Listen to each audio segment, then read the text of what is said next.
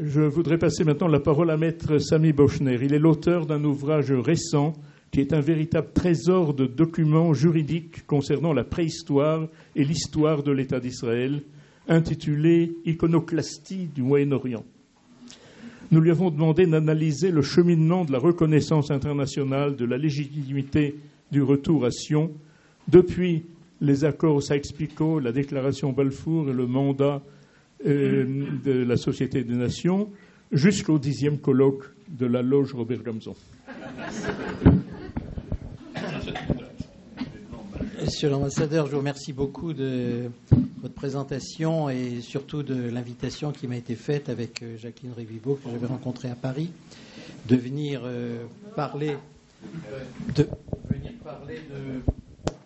C'est bon ? Non, c'est bon. De venir parler de la parution de cet ouvrage qui est là pour ceux que ça intéressera.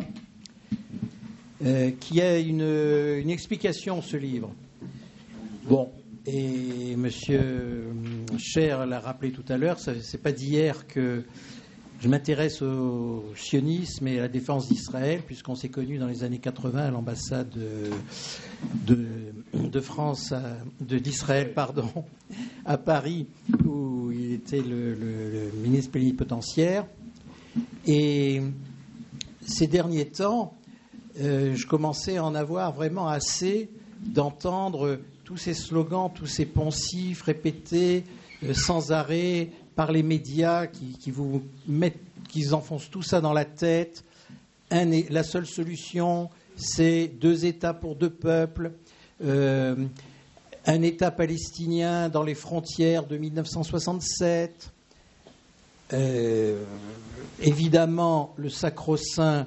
Je ne suis pas antisémite, mais je suis antisioniste.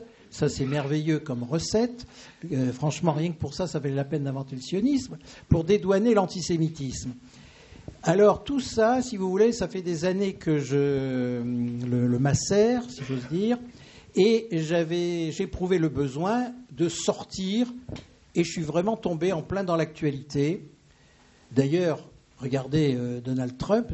Quand il est venu, il n'a même plus parlé de cette formule de 2 États pour 2 peuples.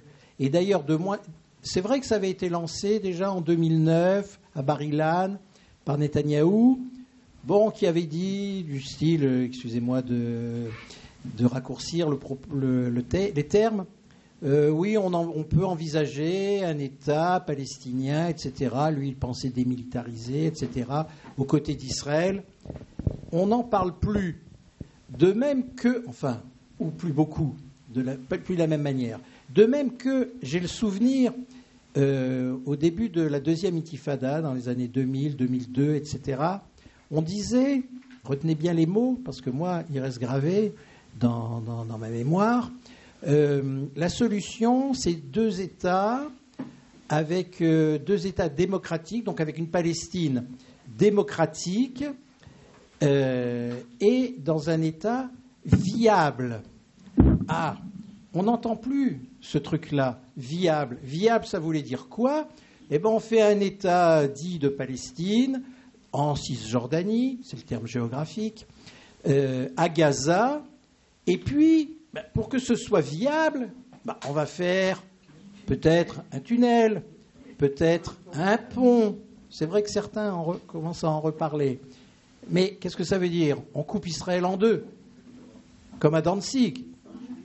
Ça n'est pas du parti pris et ça n'est pas une invention, ce que je suis en train de dire. Et tout ce que je veux dire et tout ce que j'ai voulu exposer dans ce livre, c'est justement pour faire tomber. C'est pour ça que ça s'appelle iconoclastie. Vous voyez, j'aime bien les termes un peu cinglants. C'est pas moi qui l'ai inventé, loin de là, puisque ça remonte à loin. Le premier iconoclaste, c'était pas moi, vous savez qui c'était. Et j'ai dit, il faut faire tomber un peu tous ces poncifs, tout ce qui passe dans les médias, dans les discours des hommes politiques, qui ne sont même jamais venus en Israël, qui ne connaissent pas le pays, qui ne connaissent pas sa géographie. Et comme l'a dit l'ambassadeur Yoel Cher, il a dit ici, au moins, les enfants vivent leur histoire le matin quand ils vont à l'école et le soir quand ils rentrent à la maison. Alors, ils ne connaissent rien et ils vous donnent des leçons. Bon, C'est pour ça que peut-être la visite de l'ambassadrice à l'ONU a eu tellement d'effet, parce qu'elle a dit « ma vision des choses a changé ». Mais c'est à chaque fois le cas. J'ai gardé aussi le souvenir du premier voyage de Jacques Chirac. Il n'était pas encore président de la République à l'époque. Il était venu faire un voyage dont on a tous le souvenir, quand il a dit en 1996, « Do you want me to go to my plane and go back to France ?» Il n'avait pas compris que les soldats qui étaient là cherchaient à le protéger parce qu'on était à quelques mois de l'assassinat de Rabin, et il en a fait tout un plat. Et alors, à l'époque, lui-même, il a dit « je vois les choses différemment ». Seulement, il avait été quand même Premier ministre quelques années avant. Donc, vous voyez, c'est extrêmement important, et c'est pour ça que j'ai fait cet ouvrage. Je vais essayer de passer rapidement. J'ai voulu d'abord montrer la légitimité d'Israël. Israël n'a pas été créé en 1948. D'ailleurs, la déclaration d'indépendance, qui est un texte magnifique, que vous avez bien fait de rappeler en partie, vient sa conclusion par Ben Gurion, c'est de dire « nous proclamons la rédemption d'Israël ». Donc il y a quand même une connotation un peu religieuse, métaphysique. C'est pas seulement, c'est la rédemption. On recrée, on rétablit alors qu'il y avait eu déjà, c'est vrai, la promesse divine. Je montre à l'aide de cartes, il y en a une dizaine, la terre de Canaan, qui remonte quand même à plus de 2000 ans avant notre ère. Ensuite, les royaumes de Juda, de Salomon, etc. N'oublions pas que le roi David a fait de sa capitale Jérusalem 1000 ans avant notre ère, enfin celle-ci, l'ère vulgaire. Et je montre un peu tout ce que c'était à l'époque, parce que les gens ne le savent pas. Ils croient qu'Israël, c'est né effectivement il y a 70 ans ou presque, et que les Juifs sont venus envahir cette terre qui appartenait alors à qui? Les Arabes, mais ça n'existait pas. Bon, il y avait des peuplades, sans doute, mais les musulmans, les Gyres, c'est quand même 632, donc c'est quand même après le judaïsme, après le christianisme, etc. Et nous avons eu tout ce phénomène, toujours la prière pendant 3000 ans, l'an prochain à Jérusalem, le désir du retour après la destruction du temple et la dispersion. Parce que s'il n'y avait pas eu ça, on pourrait imaginer, si le peuple juif était resté sur sa terre à l'époque, s'il n'y avait pas eu la destruction du deuxième temple et la diaspora. On peut imaginer. Donc, ce que j'ai voulu montrer, c'est toute cette évolution historique, et avec les 12 tribus d'Israël qui donc s'étalait sur une grande partie, et pas seulement le petit Israël que l'on connaît, État aujourd'hui, et même si on y inclut la Judée et la Samarie,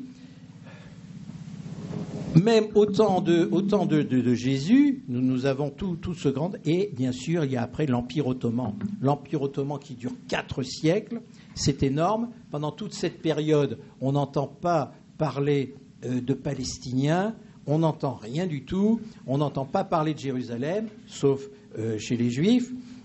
C'était vraiment un pays complètement perdu.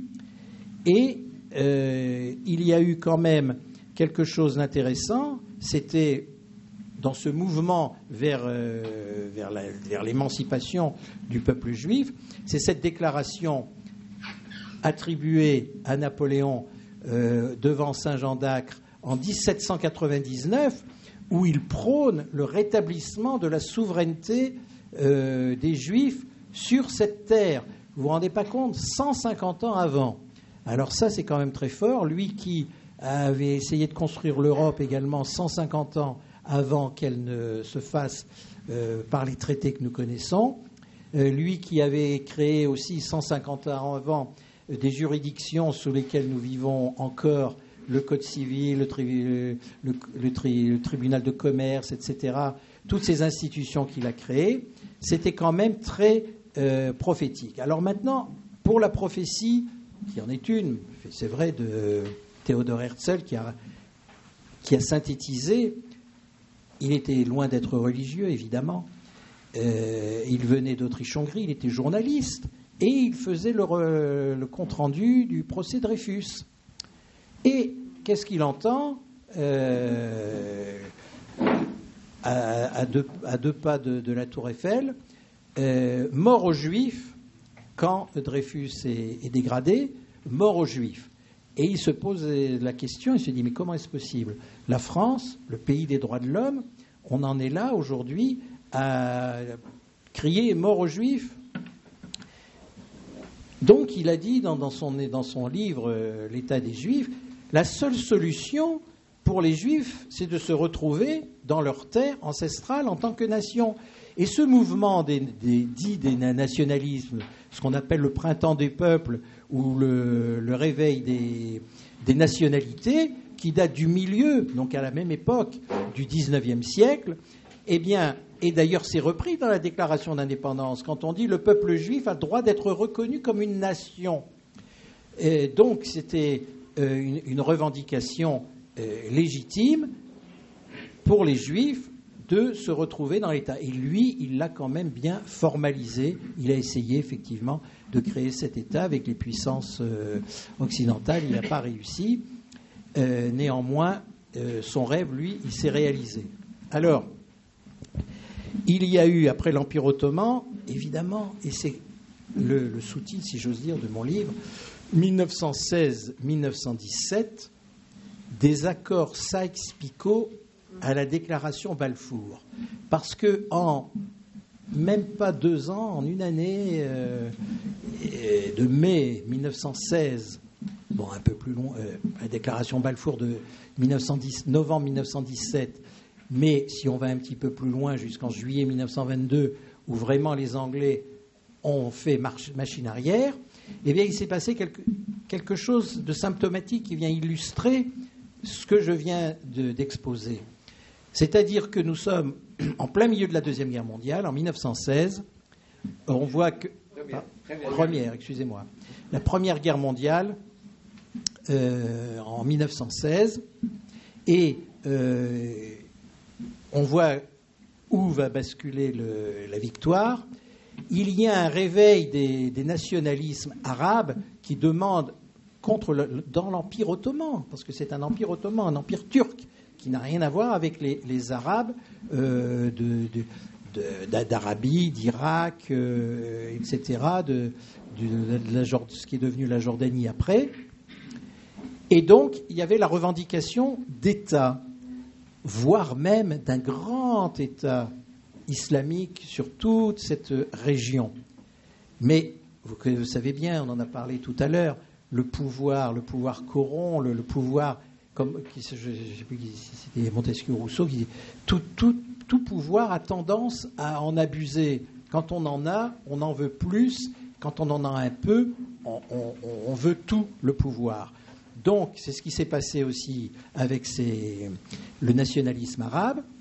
Et en même temps, comme dirait l'autre, vu la participation des Juifs à l'effort de guerre, notamment de Weizmann, à l'époque, c'était bien qu'il y avait aussi, on ait rappelé ce que c'était Clépérite.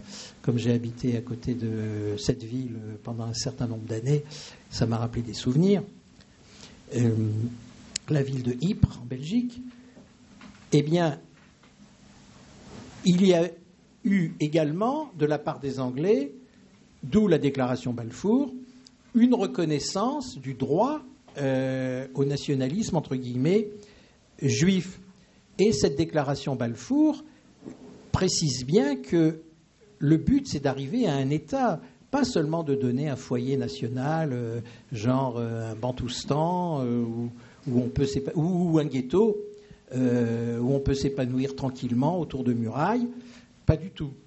Et d'ailleurs, c'est là le blasphème, si j'ose dire, des Anglais, c'est qu'ils sont revenus complètement après dessus la déclaration Balfour. Alors 1916, les accords Sykes-Picot de mai 1916, entre la France et la Grande-Bretagne, on partage en deux, on fait une ligne comme ça complètement abstraite. Elle est tellement abstraite qu'il y a un auteur anglais qui s'appelle James Barr qui a fait un livre qui s'appelle A Line in the Sand, c'est-à-dire une ligne dans le sable.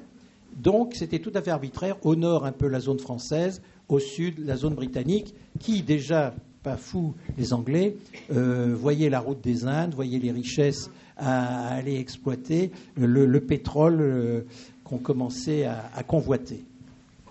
Donc, il y a ça. Et puis, donc la déclaration Balfour, San Remo, effectivement, comme ça a été rappelé tout à l'heure par Léon Rosenbaum, c'était San Remo la seule décision internationale qui reconnaît ce droit légitime du peuple juif à fonder un État, mais rapidement à Sèvres, et même ce fameux article 95, où il était stipulé qu'il fallait aller jusqu'au bout pour créer un État, et pas seulement, je le répète, un foyer national. Mais les Anglais, ils ont dit « Ah ben non, 1922, on ne peut pas, on ne sait pas pourquoi, on ne peut pas le faire, alors on va faire la Jordanie ». On ampute effectivement des 2/3 ce qui était le mandat sur la Palestine, qui a été. Il y a la carte que vous trouverez également. C'est ça que j'ai voulu faire pour faire comprendre les choses aux gens. Et on ampute. Alors après, effectivement, le Guichouve se disait. Bon, il y a eu aussi les livres blancs, effectivement, en 1936 et quand 1939, au mois de mai 1939, quelques mois avant la déclaration de la Deuxième Guerre mondiale, l'ALIA, si j'ose dire, des réfugiés juifs, parce que eux c'était vraiment des réfugiés d'Allemagne, enfin des pays où ils étaient persécutés, même s'il y avait eu avant, dans les années 1880, etc., les différentes aliotes, de ceux qui étaient aussi victimes des pogroms en Europe de l'Est. Et d'ailleurs, tous les dirigeants, les premiers dirigeants d'Israël, c'était des Russes, des Ukrainiens, tout de cette zone-là, de ce qu'on pourrait appeler un peu le Yiddishland, de manière un peu élargie. Ils venaient tous de ces pays-là. Et c'est à ce moment-là, d'ailleurs, quand il a commencé à y avoir un essor en Palestine économique, que des populations arabes sont venues s'agréger pour se développer. Et c'est là, comme l'a rappelé Léon Rosenbaum tout à l'heure, qu'on a inventé le peuple palestinien. Parce qu'il n'a jamais existé, il n'y a jamais eu de capitale de la Palestine, tout au moins vu par eux. Il n'y a jamais eu de revendication, même quand l'OLP a été créée en 1965. La guerre des 6 jours date de juin 1967. Pourquoi, pendant 2 ans et demi, il n'y a jamais eu de revendication de créer un État à cet endroit-là, qui était sous souveraineté jordanienne, que la Jordanie avait envahi, j'essaye d'aller vite, maintenant d'accélérer, après la déclaration d'indépendance dans la nuit même du 14 au 15 mai 1948, les 5 armées arabes qui viennent jeter les Juifs à la mer et qui disent aux populations autochtones, partez, dans 8 jours, vous pourrez revenir, la terre sera libérée. Alors au contraire, la Cisjordanie a été annexée en plus, et là, pendant 19 ans. Et la loi internationale n'a d'ailleurs jamais reconnu cette annexion. Donc, Israël est déjà en 1948, quand la puissance mandataire est partie, il n'y avait plus de loi juridique qui pouvait s'appliquer.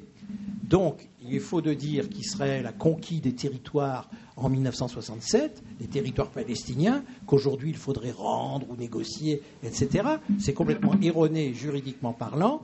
Ce sont des territoires disputés, que seule une conférence internationale peut effectivement discuter. Mais là aussi, il y a un petit problème de réalité, parce que dire un État palestinien en Cisjordanie, mais c'est quoi ça ? Qu'est-ce que c'est que la Cisjordanie, la Judée et la Samarie ? D'ailleurs, on l'appelle Cisjordanie. L'Alsace-Lorraine, on ne l'a jamais appelé Cisrhénanie. Bon, alors la Judée et la Samarie, ce sont des régions historiques, surtout la Judée, au peuple juif et même la Samarie. Ça n'est que 5860 km². C'est tout petit. C'est un quart de l'État d'Israël actuel, 20 777. Mais qui peut me dire, peut-être c'est l'ambassadeur, quelle est la superficie de la Jordanie? La Jordanie actuelle, hein? 89 000. Oui, 90, 89, exactement. 90 000 km² pour 7 600 000 habitants, c'est-à-dire grosso modo la même population qu'Israël, et pour une superficie, disons, plus de 4 fois supérieure. Bon, je ne vais pas jusqu'à préconiser le transfert de population, mais enfin, vous me comprenez. Et pour le Golan, même chose. Dans les médias, on nous dit Israël occupe le plateau du Golan. Il faut restituer le plateau du... Qu'est-ce que c'est le plateau du Golan? Mais moi, je vais vous le dire. Vous voulez le savoir? Je vais vous le dire. Le plateau du Golan, c'est la Syrie. Elle mesure 185 200 km². Et le plateau du Golan, seulement 1/10, c'est-à-dire 1800 km². Tout le plateau, dont Israël n'occupe, entre guillemets... Pardon, 1/100, je ne suis pas fort avec les chiffres. Israël n'occupe sur ces 1800 km² que 1100. Bon, vous voyez, il faut le dire tout ça, il faut l'expliquer. Les gens, moi je leur laisse la liberté d'avoir l'opinion qu'ils veulent avoir, mais à condition qu'ils parlent de choses actuelles, des chiffres, des réalités. Alors, il faut que j'accélère. Le 31 juillet 1988, après les premiers accords de Camp David, le traité de Washington signé 25 mars 1979 entre Anwar el-Sadat, le pauvre, et Begin, la première paix arrive. La première paix arrive, ce qu'on a appelé une paix froide, qui a duré, enfin qui dure encore, mais c'est toujours mieux qu'une vraie guerre, une paix froide. Qu'est-ce qui se passe? On commence à discuter sous le gouvernement de Begin, et c'était les années où vous étiez en fonction à Paris, de l'autonomie. On discutait beaucoup de l'autonomie des territoires, et en fait des populations, pardon. Et qu'est-ce qui se passe le 31 juillet 1988? Le roi de Jordanie, il lâche la Cisjordanie. Il dit, moi j'en veux plus, débrouillez-vous. Et ce qu'on a appelé pendant des décennies le conflit israélo-arabe est devenu, de manière sémantique, le conflit dit israélo-palestinien. Genre, il faut discuter avec les Palestiniens. Alors vous savez très bien, ça fait plus de 50 ans, quand ils disent on veut un État, c'est pour commencer par ça, et après on veut le reste. C'est évident. Alors, j'essaye encore d'accélérer. Il y a eu quand même ensuite les accords, en 1994, la signature d'un traité avec la Jordanie. Il y a eu les accords d'Oslo. Moi, je dis que un jour, l'histoire revisitera Oslo. J'en dis pas plus. Beaucoup de poncifs sont nés aussi à partir de cette époque. Je ne suis pas complètement certain que ça ait créé une situation de paix. On a dit processus de paix. Et souvent, maintenant, quand on dit on va reprendre le processus de paix, mais ce qu'on a appelé l'idée c'était surtout Shimon Peres à l'époque, il pensait en 1993, enfin 92, c'était signé en 93, peace process, c'est-à-dire un processus de paix, processus au sens étymologique du terme, c'est-à-dire que petit à petit, on va y aller, on va d'abord résoudre les questions les plus simples, et avec le temps, dans 5 ans, sur les 5 ans, on va réussir à résoudre les questions les plus difficiles, les frontières, Jérusalem, les statuts des réfugiés, etc. Mais 1993 plus 5, 1998, c'était devenu caduc juridiquement, les accords d'Oslo. Bon, alors maintenant, il y a eu plein de plans, il y a encore des discussions, des gens illustres qui s'y adonnent.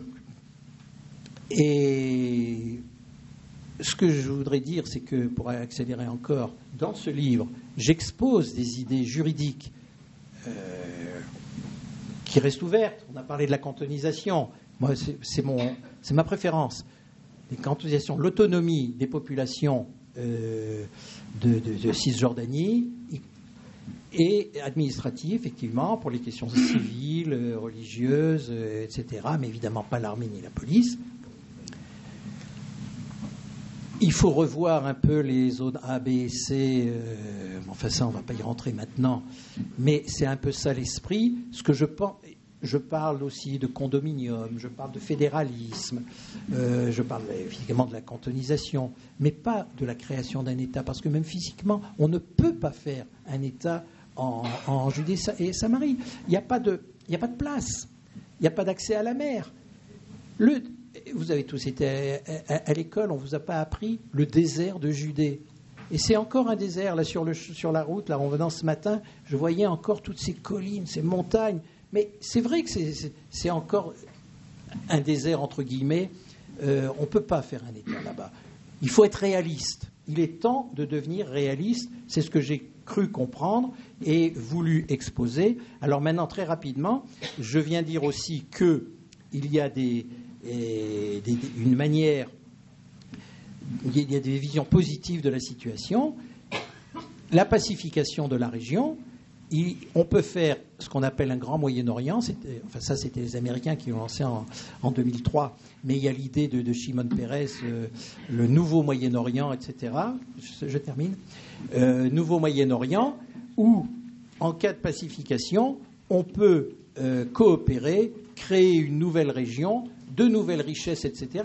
Et soit dit d'entre nous, depuis la malédiction, ce que j'appelle la malédiction de la manne pétrolière, où le cours du pétrole a chuté depuis l'été 2014, on voit que l'économie des pays dits riches pétroliers, l'Arabie Saoudite, etc., est complètement, elle n'est pas effondrée, mais ils ont des très, très, très gros problèmes. Et cette guerre sunnite-chiite que vous voyez, qui peut laisser augurer un rapprochement entre Israël et les États sunnites, ça va se faire dans peu de temps. Ils vont comprendre que c'est plus possible de vouloir la destruction d'Israël. Ils vont comprendre qu'il faut accepter les Juifs. Ils vont finir par le comprendre, ils vont être obligés. Sinon, ça va être de l'intérieur de leur peuple que ça va sauter. Ça va arriver. Quand ? Je ne sais pas. Donc, il y a moyen de faire un grand Moyen-Orient. Il y a déjà des accords entre les pays arabes pour faire des zones de libre-échange, etc. Ce sont des choses qui sont envisageables. J'ai eu la chance de pouvoir écrire, il y a exactement 20 ans, le premier livre sur l'économie d'Israël, où déjà j'exposais un peu l'essor que l'économie prendrait, mais aussi l'économie régionale. Et je crois que tout ça, ça laisse augurer d'un mouvement pacifique qui est possible, à condition de le vouloir des deux côtés, et surtout de tenir compte des leçons de l'histoire.